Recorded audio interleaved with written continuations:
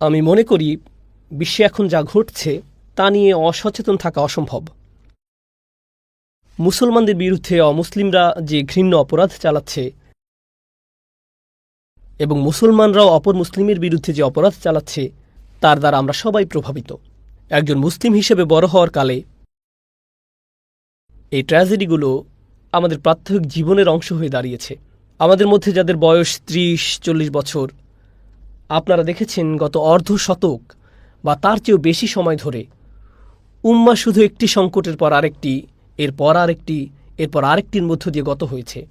এভাবে দীর্ঘ সময় পর কোনো ব্যক্তি একেবারে নিস্তেজ হয়ে পড়তে পারে। ওহ, আবার শুরু হলো, এরপর আরেকটা, এরপর আরেকটা, এরপর আরেকটা। এত বেশি জনপদ আজ চলছে এবং এত বেশি জরুরি অবস্থা আজ মুসলিম জনপদগুলোতে, যেমন আমাদের প্রাণপ্রিয় ফিলিস্তিনে এই মুহূর্তে যা ঘটছে। একদিকে হতাশা, অন্যদিকে নিরুপায় অবস্থা। আমাদের পক্ষে কি করার আছে?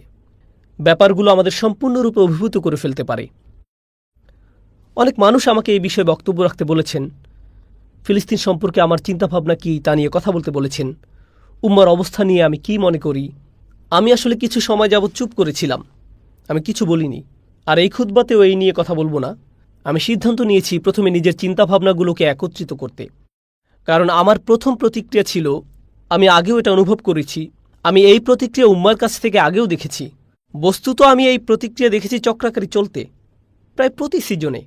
ঠিক এই পরিস্থিতিতে আমরা বারবার ছিলাম। অতএব ক্ষোভ প্রকাশ করা, নির্যাতিত উম্মার জন্য দোয়া করা, এই ধারণাগুলোর সাথে আমরা সবাই পরিচিত, সবাই এ সম্পর্কে জানে। এই অনুভূতিগুলো সবার হয় এবং সবাই এই দোয়াগুলো করে থাকে। সবাই তাদের সামর্থ্য অনুযায়ী আর্থিক সাহায্যও করে থাকে। প্রতিবাদ মুসলিম দেশগুলোর বিরুদ্ধে যারা উম্মার জন্য কিছু করছে না, প্রতিবাদ জাতিসংঘের বিরুদ্ধে, প্রতিবাদ যুক্তরাষ্ট্রের বিরুদ্ধে, প্রতিবাদ ইসরায়েলের মতো অপরাধী রাষ্ট্রের বিরুদ্ধে, ইত্যাদি ইত্যাদি ইত্যাদি। আমরা এই কাজগুলো অসংখ্যবার করেছি ইতিমধ্যে। এই কাজগুলোর পেছনে যৌক্তিকতা আমি বুঝি, আমি সত্যি বুঝি, কিন্তু আমি আরও অনুভব করি এগুলোই যথেষ্ট নয়। আমরা এই কাজগুলো বহুবার ধরে করে আসছি। ব্যাপারটা গভীরভাবে কষ্টদায়ক এবং হতাশাজনক যে আমরা ঠিক একই পরিস্থিতিতে আবারও, যদি পরিস্থিতি আরও খারাপ না হয়ে থাকে সময় যাওয়ার সাথে সাথে। তাই আমি শুধু ক্ষোভ প্রকাশ বা একই আবেগের পুনরাবৃত্তি ঘটাতে যাচ্ছি না, কিন্তু একটু পেছনে সরে এসে ভাবা যে একটি উম্মাহ হিসেবে আমাদের কোন ব্যাপারটা নিয়ে চিন্তা করা উচিত। আমার খুতবাগুলো প্রায় সময় গত কয়েক বছর যাবৎ শুধু ব্যক্তিগত ক্ষমতায়ন নিয়ে কথা বলে আসছে। একজন ব্যক্তি কিভাবে তার ঈমানকে শক্তিশালী করবে, একজন ব্যক্তি কিভাবে তার জীবনের আঘাতগুলো কাটিয়ে উঠবেন। কারণ আমাদের ধর্ম একদিকে অত্যন্ত ব্যক্তিগত, এটি সত্যি একজন মানুষকে শক্তিশালী করে তোলে। এটি আপনার ঈমান নিয়ে, আপনার গল্প নিয়ে, আপনার জীবন নিয়ে, আল্লাহর সাথে আপনার সাক্ষাৎ নিয়ে, আল্লাহর বইয়ের সাথে আপনার সম্পর্ক নিয়ে, আল্লাহ রসুলের সাথে আপনার সম্পর্ক নিয়ে সাল্লাল্লাহু আলাইহি সাল্লাম। এটি আপনার সমস্যাগুলো নিয়ে, আপনার পরিবার নিয়ে, আপনার ব্যবসা নিয়ে, আপনার আর্থিক অবস্থা নিয়ে, আপনার জাকাত নিয়ে, আপনার নামাজ নিয়ে। এটি খুবই ব্যক্তিগত একদিকে, কিন্তু অন্যদিকে আমাদের এই চেতনা প্রদান করা হয়েছে যে আমরা নিজেদের চেয়েও বিরাট কিছুর অংশ। শুধু পরিবার বা সমাজের নয়, আমরা একটি উম্মার অংশ। আমরা অনেক বড় কিছুর অংশ। যে জিনিসটির আমরা অংশ, যে অস্তিত্বের আমরা অংশ, সেটি জাতিগোষ্ঠীকে ছাড়িয়ে যায়। আমরা একই ভাষায় কথা না বলতে পারি, আমাদের মাঝে একমাত্র কমন বিষয় হলো লা ইলাহা ইল্লাল্লাহ মুহাম্মাদুর রাসূলুল্লাহ সাল্লাল্লাহু আলাইহি সাল্লাম। শুধু এটাই যথেষ্ট। আমরা সম্পূর্ণ ভিন্ন সংস্কৃতি, ভিন্ন পরিবেশ, ভিন্ন জাতি থেকে আসতে পারি। এমনকি আমাদের জীবন পদ্ধতি ভিন্ন ধরনের হতে পারে। সাংস্কৃতিক দিক থেকে আমরা একে অন্যের থেকে সম্পূর্ণ আলাদা হতে পারি, কিন্তু আমাদের মাঝে রয়েছে একটি দৃঢ় বন্ধন। আল্লাহর বই আমাদের সবাইকে একই বন্ধনে আবদ্ধ করে। তাহলে উম্মার একটি চেতনা আমাদের মাঝে রয়েছে। ঠিক এই কারণেই আমরা সামষ্টিকভাবে ব্যথা অনুভব করি উইঘুর মুসলমানদের অবস্থা দেখে। আমরা সামষ্টিকভাবে ব্যথা অনুভব করছি 90-এর দশকে বসনিয়ার কসোভোর অবস্থা দেখে। আমরা সামষ্টিক ব্যথা অনুভব করে আসছি গত অর্ধ শতকের বেশি সময় ধরে ফিলিস্তিনের অবস্থা দেখে, আফগানিস্তানের অবস্থা দেখে যা এখন ঘটে চলছে, ইয়েমেনের অবস্থা দেখে যা এখনও ঘটছে, রোহিঙ্গা মুসলিমদের অবস্থা দেখে, শ্রীলঙ্কার মুসলমানদের অবস্থা দেখে, যখন দাঙ্গার সময় বৌদ্ধ সন্ত্রাসীরা শহরে মুসলমানদের আক্রমণ করেছিল, ভারতের গুজরাটে মুসলমানদের প্রতি যে নির্যাতন চালানো হয়েছিল, এরপর কাশ্মীর। এই লিস্ট অনেক বড়, খুবই খুবই বড় তালিকা। এখন আমরা একটি উম্মাহ হিসেবে উম্মার অংশ হওয়ার অর্থ কি? এই জ্বলন্ত আগুন থেকে কিছুটা পেছনে সরে এসে আল্লাহর কিতাবের দিকে ফিরতে চাই, কিছু একটা পেতে চাই। আর আমি দাবি করছি না যে আমার কাছে এর কোনো উত্তর আছে। প্রথমে এই বিষয়টা পরিষ্কার করে নিতে চাই, আমাদের কারো কাছে যদি এর জবাব থাকতো তাহলে আমরা এই পরিস্থিতিতে থাকতাম না। তাই কারো কাছে এর জবাব আছে এবং সে জানে কি করতে হবে, এমনটা মনে করা অহংকারপূর্ণ। কিন্তু আমাদের এর উত্তরের জন্য আল্লাহর দিকে ফিরতে হবে, আল্লাহর কিতাবের কাছে ফিরতে হবে। এই খুতবা আসলে এই ব্যাপারটা নিয়ে। একটি উম্মাহ হিসেবে আমাদের নিকট আল্লাহর কিছু প্রত্যাশা আছে। তিনি আমাদের একটি উম্মায় পরিণত করেছেন। এর দ্বারা আসলে কি বোঝায়? উম্মা বানানোর একটি ঘোষণা তিনি সূরা বাকারায় দিয়েছেন। আরও অন্য অনেক স্থানের মাঝে এটা অন্যতম একটা কেন্দ্রীয় স্থান, সূরাতুল বাকারার একেবারে মাঝখানে, যেটি কোরআনের দীর্ঘতম সূরা। তিনি সেখানে ঘোষণা করেছেন, ওয়াকাযালিকা জাআলনাকুম উম্মাতান ওয়াসাতা, এভাবে আমরা তোমাদের একটি মধ্যমপন্থী উম্মায় পরিণত করেছি। অনুবাদে প্রায় সময় উল্লেখ করা হয় মধ্যপন্থী জাতি। ওয়াসাত অর্থ ভারসাম্য, এটি আসলে একটি মাসদার, তাই এর অর্থ হবে এমন জাতি যা ভারসাম্যের গুণে গুণান্বিত। এটা বলা হয়নি যে উম্মাতান মুতাওয়াসসিসাতা, তখন এটা সিফাত হতো, কিন্তু এখানে সিফাতটি মাসদার, আসলে যা অতিরঞ্জিত রূপ। বেশি টেকনিক্যাল না হয়ে বলছি, এর দ্বারা আসলে বুঝায় তোমাদের এমন একটি জাতিতে পরিণত করা হয়েছে, যদি কেউ তোমাদের দিকে তাকায় তখন প্রথম যে জিনিসটি তাদের মাথায় আসবে তা হলো ভারসাম্য। কিছু সময়ের জন্য ব্যাপারটা নিয়ে একটু চিন্তা করুন। আল্লাহ বলছেন আমাকে আপনাকে তিনি এমন একটি উম্মাহ বানিয়েছেন যে উম্মাহ আসলে প্রায় নিজেই ভারসাম্যের সংজ্ঞা। নিজেই ভারসাম্যের সংজ্ঞা। দুনিয়াতে ভারসাম্য একটি গুরুত্বপূর্ণ বিষয়। এটি আসলে ন্যায় বিচারের সাথে সম্বন্ধযুক্ত। পৃথিবীর যে কোনো বিচার বিভাগে দাঁড়িপাল্লা দেখতে পাবেন। আদালতের একটি প্রতীক হিসেবে দেখবেন এক অন্ধ মহিলা মূর্তি দাঁড়িপাল্লা ধরে দাঁড়িয়ে আছে, বা শুধু দাঁড়িপাল্লা ঝুলানো আছে। কারণ আপনার পক্ষে ন্যায় বিচার পাওয়া সম্ভব নয় যতক্ষণ না ভারসাম্য খুঁজে পাবেন। আর আল্লাহ সুবহানাহু ওয়া তাআলা এমন কি ভারসাম্যের প্রতি নির্দেশ করেছেন, মিজানের কথা কোরআনে এসেছে। তিনি মহাবিশ্বকে ভারসাম্যপূর্ণ করে সৃষ্টি করেছেন। তিনি বলেছেন আস-সামাআ রাফআ ওয়া ওয়াদাআল মিজান, আর তিনি আকাশকে সমুন্নত করেছেন এবং ভারসাম্য স্থাপন করেছেন। আল্লাহ তাতাগাউ ফিল মিজান, যাতে তোমরা দাঁড়িপাল্লা সীমালঙ্ঘন না করো। অর্থাৎ তোমরা হলে ভারসাম্যপূর্ণ জাতি, তাহলে ভারসাম্য ঠিক রাখা এবং ন্যায় বিচার করা ওতপ্রোতভাবে জড়িত। এখন আমাদেরকে যে মধ্যমপন্থী উম্মত বানানো হয়েছে, এই ঘোষণাটি কোথায় এসেছে? এটি সূরাতুল বাকারার এমন এক স্থানে এসেছে যা গভীর ভাবনার দাবি রাখে। আমাদের পূর্বে আসা এক জাতি সম্পর্কে আল্লাহ কথা বলছেন, যাদেরকে বই দেয়া হয়েছিল। ঠিক যেমন আমরা একটি জাতি এবং আমাদেরকেও একটি বই দেয়া হয়েছে। তাদেরকে একটি কিতাব দেয়া হয়েছিল, তারা তাদের কিতাবের সাথে বহু শতাব্দী পার করেছে। আর আজ 2021 সাল, আজ যখন আমরা তাদের সম্পর্কে পড়ছি, আমাদেরকেও একটি কিতাব দেয়া হয়েছে, আর আমাদের উপরও বহু শতাব্দী পার হয়ে গেছে। তাহলে আমাদের এবং তাদের মাঝে একটা কমন বিষয় রয়েছে। তাদেরকে একটি বই দেয়া হয়েছে, আর তারা এর সাথে অনেক শতাব্দী অতিক্রম করেছে।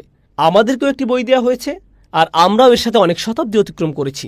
তারপর আল্লাহ বলছেন, এই কিতাবের মাধ্যমে একতাবদ্ধ হয়ে নিজেদের শক্তিশালী করার বিপরীতে তারা নিজেদের মাঝেই বিভক্তি তৈরি করল, পরস্পর সংঘর্ষে লিপ্ত হল এবং পরস্পরকে হত্যা করল। আর তারা তাদের কিতাবের জ্ঞানকে ব্যবহার করল এক গ্রুপের উপর অন্য গ্রুপের শ্রেষ্ঠত্ব প্রতিষ্ঠা করার কাজে।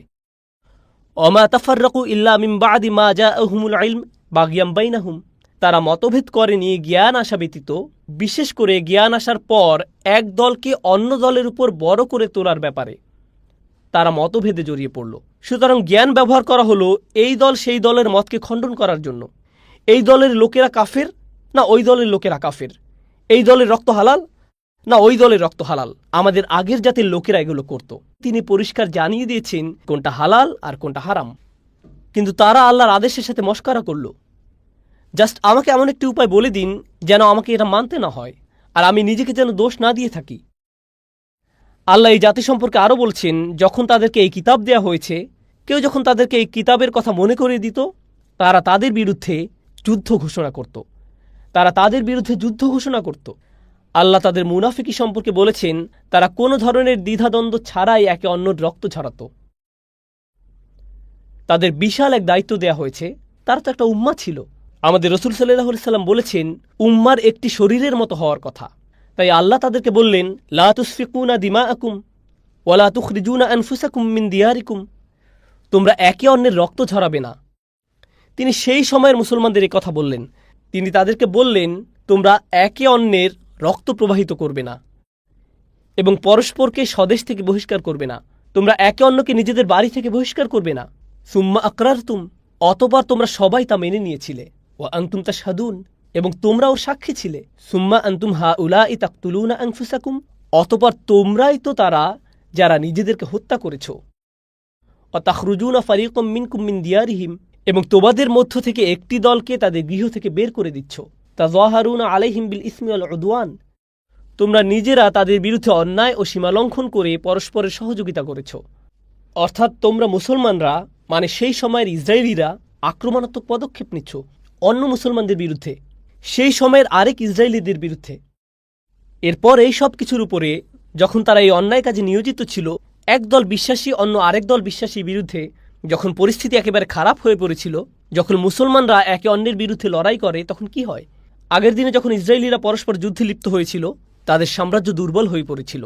তখন বাইরের জাতির লোকেরা তাদের উপর আক্রমণ চালিয়েছিল, কারণ তাদের শক্তি ক্ষয় হয়ে গিয়েছিল পারস্পরিক যুদ্ধে।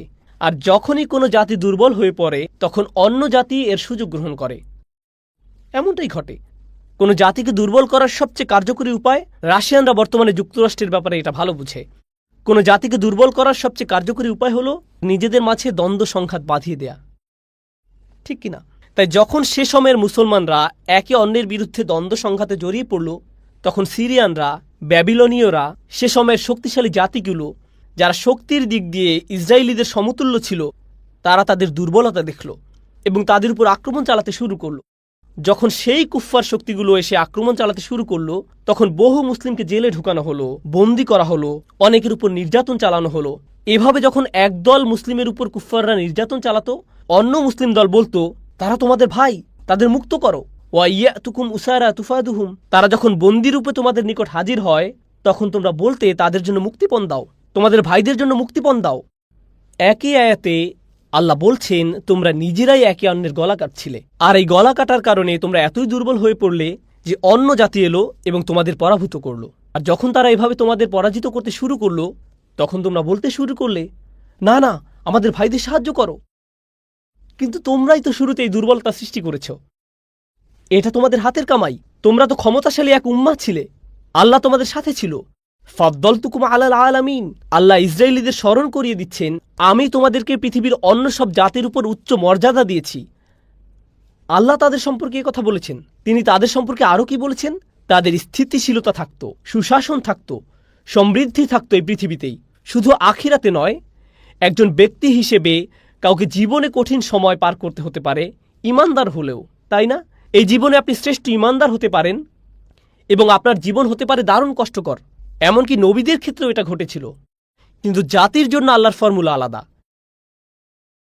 জাতির জন্য কোরআনের নিয়ম ভিন্ন রকম, ব্যক্তির জন্য এক ধরনের নিয়ম, আর জাতির জন্য কোরআনে যে নিয়ম রয়েছে তা ভিন্ন রকম।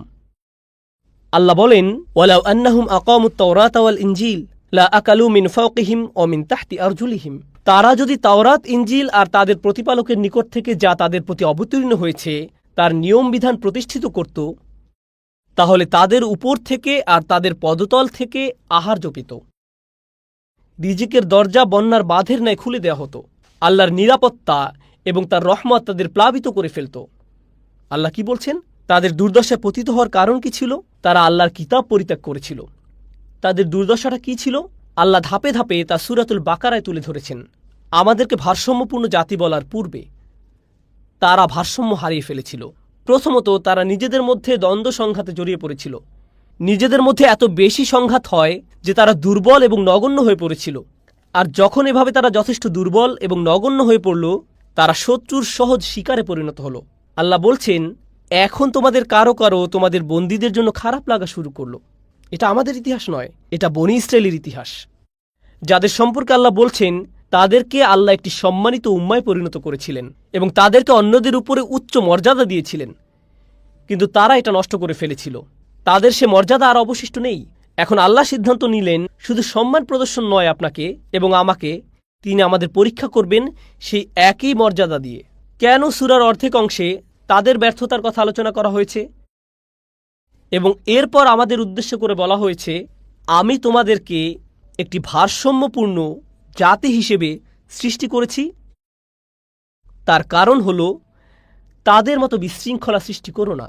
তোমাদের অবস্থা যেন তাদের মতো না হয়, কারণ ওয়ালান তাজিদা লিসুন্নাতিল্লাহি তাবদীলা। আর তুমি আল্লাহর রীতিতে কখনোই কোনো পরিবর্তন পাবে না। আল্লাহর ফর্মুলা একই। আল্লাহ এই দুনিয়ায় একটি রীতি সৃষ্টি করেছেন। যখন মাটিতে কোনো বীজ বুনবেন এবং এর উপর পানি দিবেন, ভালো মাটি দিবেন, সূর্যের আলোর ব্যবস্থা করে দিবেন, তখন একটি চারা গাছের জন্ম নিবে। এটাই আল্লাহর সুন্নাহ। মাটি গাছের জন্ম দেয়নি, পানি গাছের জন্ম দেয়নি, সূর্য গাছের জন্ম দেয়নি। কিন্তু আপনি যদি এই প্রক্রিয়া অনুসরণ করেন, তাহলে আল্লাহর সুন্নাহ হল তিনি একটি গাছকে জন্ম নেওয়ার অনুমতি দিবেন। কিন্তু যদি পানি না দেন, যদি ভালো বীজ না বুনেন, চারা গাছটির মৃত্যু হবে। এটাও আল্লাহর সুন্নাহ। আল্লাহ এভাবে এই দুনিয়ায় হুকুম বাস্তবায়ন করে থাকেন। এটা হলো একটি গাছ বড় করার সুন্নাহ। কিন্তু বিশ্বাসী একটি জাতির উত্থান, পতন, শক্তিমত্তা, দুর্বলতা কখন দেখা দিবে, তার জন্যও আল্লাহর একটি সুন্নাহ বর্তমান আছে। আমাদের পক্ষে এমনটি চিন্তা করা অসম্ভব যে আমাদের ব্যাপারটা ব্যতিক্রম এবং আমাদের পূর্বের জাতির ক্ষেত্রে যা হয়েছিল আমাদের ক্ষেত্রে তা হবে না, কারণ আমরা স্পেশাল, কারণ আমরা বিশেষ অনুগ্রহপ্রাপ্ত। আমি আমার বক্তব্য দ্বারা এই মুহূর্তে যারা ভোগান্তির শিকার হচ্ছেন, কোনোভাবেই তাদের কষ্টকে ছোট করে দেখছি না এবং কোনোভাবেই তাদের দোষ দিচ্ছি না যে আল্লাহ তাদের এই পরীক্ষা ফেলেছেন কারণ তারা বনী ইসরায়েলদের মতো হয়ে গেছে। আমি যা বলতে চাচ্ছি তার উল্টো বুঝবেন না। আমরা একটি উম্মাহ হিসেবে আমাদের আচরণ, আমাদের চারিত্রিক বৈশিষ্ট্য, আমরা যেভাবে আচরণ করি, আমরা যেভাবে নিজেদের দেখি, যদি আয়নায় ভালো করে তাকান, শুধু নিজের প্রতি নয়, একটি জাতি হিসেবে নিজেদের প্রতি, এবং আল্লাহ ইসরায়েলিদের যে ব্যাপারগুলোর সমালোচনা করেছেন, তিনি তাদের কোন কোন ব্যাপারগুলোর সমালোচনা করেছেন যা তাদের থেকে পছন্দনীয় জাতির মর্যাদা দুর্বৃত করে দিয়েছিল, যদি সৎ দৃষ্টিতে তাকাই, তাহলে আমার আপনার জন্য দুই জাতির মধ্যে একই সাদৃশ্য দেখতে না পাওয়া বড়ই কঠিন হবে, খুবই কঠিন হবে, বিশাল চ্যালেঞ্জের ব্যাপার হবে। তাই যখন তিনি বলছেন ওয়াকাযালিকা জাআলনাকুম উম্মাতান ওয়াসাতা, এরপর তিনি কি বলছেন? লিতাকুনু শুহাদা আলান নাস, যাতে তোমরা মানুষের উপর সাক্ষী হও। ভারসাম্যপূর্ণ জাতির তো এমন হওয়ার কথা, তারা আল্লাহর কিতাবের সাথে অবজ্ঞাপূর্ণ আচরণ করে না, তারা ন্যায়পরায়ণতার গুণে গুণান্বিত, তারা ঐক্যবদ্ধ জাতি, তাদের একের জন্য অন্যের রয়েছে চিরন্তন ভালোবাসা। শুধু তখন নয় যখন মানুষের শরীর থেকে রক্ত ঝরে, শুধু তখন নয় যখন তারা নির্যাতিত হয়, কারণ এটা মুনাফিকি, এটা আসলেই মুনাফিকি সুলভ আচরণ। ওহ, আমাদের ভাইদের শরীর থেকে রক্ত ঝরছে ফিলিস্তিনে। যখন মসজিদে ছিলেন, আপনি এসেছেন বাংলাদেশ থেকে, কেউ একজন মালয়েশিয়া থেকে, কেউ একজন চীন থেকে, কেউ একজন সেনেগাল থেকে, কেউ একজন ফিলিস্তিন থেকে, একজন সৌদি থেকে, একজন পাকিস্তান থেকে, কেউ একজন হয়তো ভারত থেকে, আর আপনারা তখন কে ইমাম হবে সেটা নিয়ে ঝগড়া করছিলেন। তখন উম্মার জন্য ভালোবাসা কোথায় ছিল? আপনার জাতীয়তা কি মুখ্য হয়ে দেখা দেয় না অন্য সব কিছুতে? আপনার পক্ষপাতিত্বকে অন্য সব কিছুতে মুখ্য হয়ে দেখা দেয় না? কিন্তু যখন ওয়াইয়াতুকুম উসারা তুফাদুহুম, কেউ একজন বিপদে পড়লে হঠাৎ করে আমরা এক উম্মাহ, অন্য সব কিছুতে আমাদের এক উম্মাহ হওয়ার ব্যাপারটা কোথায় গেল? এসব কথা শুনতে কষ্ট লাগে, এমনকি আমার জন্য বলতেও কষ্ট হচ্ছে, কারণ আমি আপনাদের সম্পর্কে কথা বলছি না, আমি আমার সম্পর্কে কথা বলছি। রাসূলুল্লাহ সাল্লাল্লাহু আলাইহি ওয়াসাল্লাম বলেছেন, আমরা হলাম একটি শরীরের মতো, কাজাসাত, এই উম্মাহ একটি শরীরের মতো। তাই আমি যখন উম্মার অবস্থা নিয়ে সমালোচনা করি, তখন আমি যেন আমার হাতের সমালোচনা করছি বা আমার পায়ের। এখনও আমি, এটা অন্য কেউ নয়, এটা অন্য কারো অপরাধ নয়।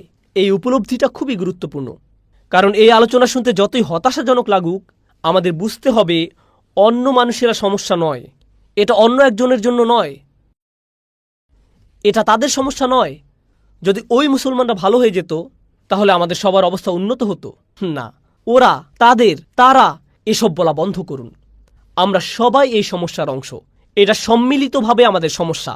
পরিবারে যদি কোনো সমস্যা দেখা দেয়, আপনি তো তখন বলতে পারেন না এটা তাদের সমস্যা, এটা আমার বাবার সমস্যা, ওটা আমার ভাইয়ের সমস্যা। না, এটা আপনারও সমস্যা। আপনি তো একই বাসায় বাস করেন ভাই, একই বাসায়। এই উম্মাহ একটি বাসার মতো, এমনকি একটি বাসার চেয়েও বেশি। এটি একজন ব্যক্তির মতো। তাই আমাকেও সাবধান থাকতে হবে। যদি আমার হাত ব্যথা করে বা আমার হাত যদি প্যারালাইসিসে আক্রান্ত হয়, এর যা করার কথা তা যদি না করে, তখন তো আমি বলবো না স্টুপিড হাত। আমার ইচ্ছে হয় তুমি যদি আমার শরীরের অংশ না হতে তারপর এটা কাটা শুরু করলেন। এমনটা তো কেউ করে না। হাতটাকে সুস্থ করার জন্য আপনি সাধ্যের মধ্যে সবকিছু করবেন। ব্যথা কোথা থেকে আসছে তা শনাক্ত করার জন্য সবকিছু করবেন। আমাকে কি কি ঔষধ খেতে হবে, কিভাবে আমি এই সমস্যা থেকে মুক্তি পাবো। অনেক সময় এক রাতেই হয়তো সমস্যার সমাধান হয়ে যাবে না, সমাধান হতে কিছুটা সময় লাগবে। যে উপমাটি আমার মাথায় আসে, যে কারণে আমি চুপ করে থাকি, যে উদাহরণের কথা আমার মনে আসে, ধরুন এক ব্যক্তি অসুস্থ, সে দারুণ অসুস্থ। অনেকে দেখবেন দীর্ঘদিন যাবৎ জটিল ব্যাধিতে ভোগে। তো সে একই রকম ব্যাধিতে দীর্ঘদিন যাবৎ আক্রান্ত, কিন্তু সে এর জন্য কোনো চিকিৎসা গ্রহণ করে না। সে মাঝে মধ্যে কাশি দেয়, দিন দিন দুর্বল হয়ে পড়ছে, কিন্তু কোনো ওষুধ খাচ্ছে না। তার খাদ্যাভ্যাসও আগের মতোই, আগে যেভাবে জীবনযাপন করত সেভাবে জীবনযাপন করছে। ফলে দিন দিন তার শরীর খারাপ থেকে আরও খারাপ হতে লাগলো। এরপর একদিন শরীরে বড় কিছু ঘটল।